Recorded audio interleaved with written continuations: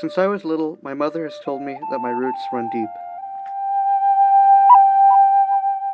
Participation in linking Hispanic heritage through archaeology has made me realize that those roots run deeper than I ever imagined.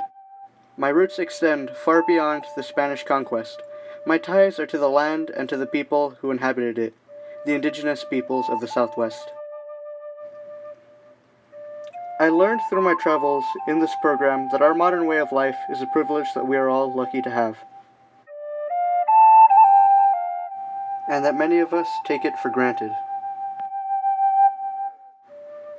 My ancestors did not have any of the conveniences and instant gratification that we all share today. They used tools that they made by hand. When they needed something, they utilized the tools that they made and the natural resources available to them. Everything they had, they worked hard to obtain. Before my attendance in linking Hispanic heritage through archaeology, I had known this. However, what I didn't know was how ingenious and articulate my ancestors were in making the tools needed for survival. I learned how these ancient peoples made their tools, and I saw firsthand how efficient and effective they were.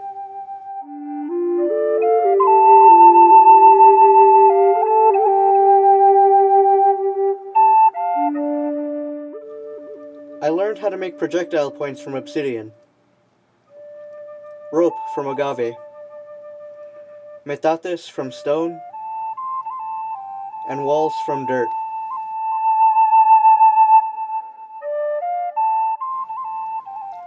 At our visit to the Mission Garden, I learned how the past inhabitants of Tucson would have grown agave.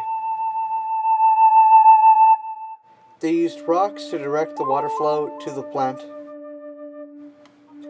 They then used smaller rocks to keep the soil beneath damp and moist.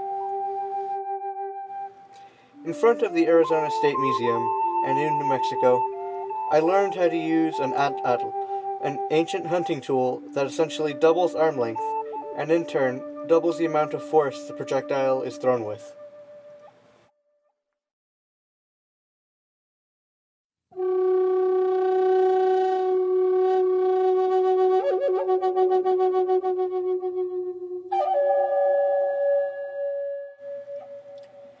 In addition to learning how to use this ancient hunting method, I learned how to make adobe structures.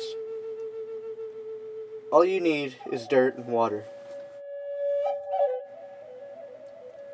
After learning to build with adobe, I gained an insight into archaeology fieldwork by participating in an excavation that uncovered the bases of ancient adobe buildings.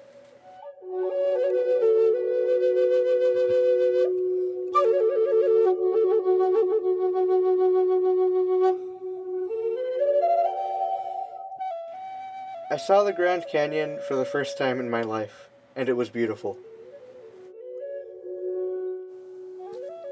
As I spent more time near the canyon, I discovered that it wasn't just an awe-inspiring geological structure, it was home to many people and groups.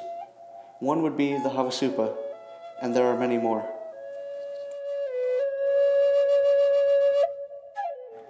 This trip made me think about the Grand Canyon and many other national parks and monuments in a whole new way.